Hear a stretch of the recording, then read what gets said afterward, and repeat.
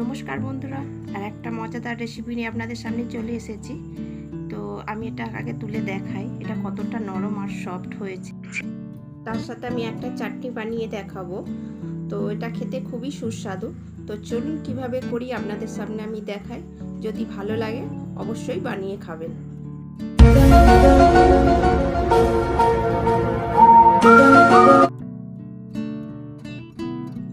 তার জন্য এখানে আমি কিছু সবজি কেটে নেব। আমি এখানে একটা কাঁচা লঙ্কাকে কুচি কুচি করে কেটে নেব। তো আমার ঘরে ঝালটা লোকে কম খায়, তাই আমি একটা কাঁচা লঙ্কা দেব। এরপর আমি এই বিনস কেটে নেব ছোটো ছোটো করে। আমার বিনসও কাটা হয়ে গেছে। আর এবার আমি কেটে নেব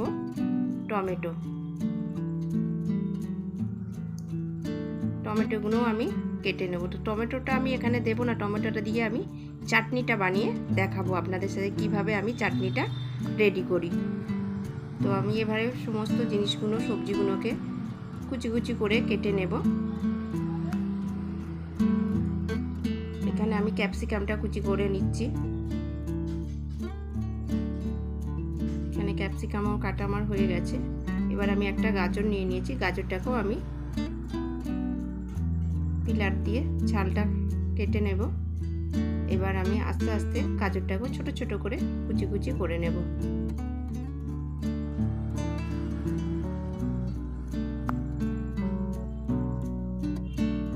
এখানে সমস্ত সবজিগুলোই মোটামুটি আমার সব কুচি করা হয়ে গেছে।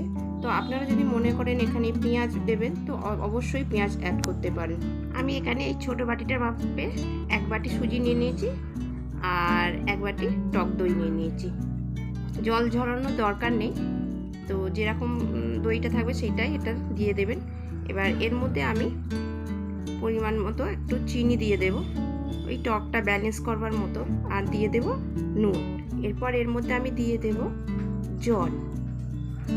জলটা বুঝে অ্যাড করতে হবে। এবার এটা আমি একটা চামচ দিয়ে ভালো করে মেখে নেব। ভালো করে আস্তে আস্তে মেখে নেব। আবার এটা আমার মাখা হয়ে গেলে এটা এবার আমি আধ ঘন্টার জন্য রেস্টে ছেড়ে দেব। যেহেতু সুজি আছে, সুজিটা একটু ফুলবে। তো ঘন্টা সুজিটা রেস্টে থাকুক। তারপরে আমি এখানে একটা প্যানে সর্ষের তেল দিয়ে দিলাম। সর্ষের তেল দেওয়া হয়ে গেছে। এর মধ্যে আমি গোটা 2টো শুকনো লঙ্কা দিয়ে দেব। দিয়ে আমি তেলটা একটু গরম হতে দেব। দেখুন তেলটা মোটামুটি আমার এখানে হয়ে গেছে। দিয়ে দেব গোটা জিরে 1 চামচ, আর তার সাথে দেব ছোলার ডাল দেব 1 চামচের একটু বেশি দেব ছোলার ডাল, আর একটু দিয়ে দেব। আর দেব বিউলির ডাল 1 চামচ বিউলির ডাল। টমেটোগুলো এর মধ্যে ছেড়ে দেব। আস্তে আস্তে করে টমেটোগুলো আমি ছেড়ে দেব। তোমার গ্যাসটা একদম লো ফ্লেমে রাখতে হবে। এই টমেটোগুলো দেওয়া আমার হয়ে গেছে। এর মধ্যে আমি নুন দিয়ে দেবো। দিয়ে এবার আমি চাপা দিয়ে দেবো। এবার আমি ওই সমপরিমাণ সুজি আর দই, নুন আর চিনি, টকটা ব্যালেন্স করবার জন্য এটাকে আমি এবার পেস্ট করে নেব। তো এখানে আমার চাটনিটা দেখুন বানাচ্ছি। তো এক পিঠটা আমার টমেটোটা সেদ্ধ হয়ে গেছে, আর এক পিঠটা আমি উল্টে দিলাম। এইভাবে উল্টে দিলাম। গ্যাসটা একদম লোতেই থাকবে, টমেটোটা যাতে সেদ্ধ হয়ে যায় ভালোভাবে। তো এটা আমার এখানে হয়ে গেছে টমেটোগুলো। এবার আমি এটা একটা জায়গায় ঢেলে নিলাম। এবার টমেটোর ছালটাকে দেখবেন আস্তে আস্তে করে এটাকে তুললে এরকম উঠে আসবে। এবার দেখুন আমার এখানে সুজিটা পুরো রেডি হয়ে গেছে, মিক্সচারটা রেডি হয়ে গেছে। তো এর মধ্যে আমি কিছু ভেজিটেবল অ্যাড করব।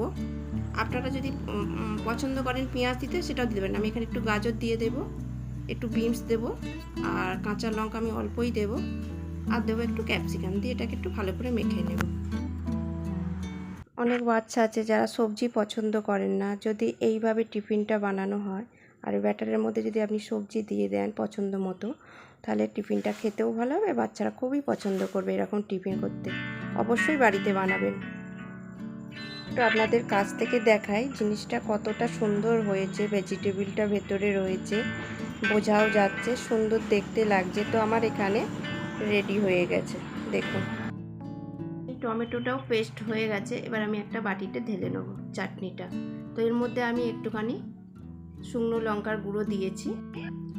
এবার আমি একটা কড়াই বসিয়ে নিলাম, এর মধ্যে একটা শুকনো লঙ্কা ফোড়ন দিলাম, আর দিলাম কালো সর্ষে। এখানে কালো সর্ষেটা দেবেন। আর দিয়েছি কারি পাতা। আর তেল ছিটকা চলে আমার ক্যামেরাম্যান পালিয়েছে, কারি পাতাটা দেখাতে পারিনি। তো কারি পাতাটা দিয়ে এবার একটুখানি তেলটা হয়ে গেলে আমি ওই টমেটোটা বাটার মধ্যে আমি এটা দিয়ে দেব। তো একবার হলেও এই রেসিপিটা অবশ্যই বাড়িতে বানিয়ে খাবেন।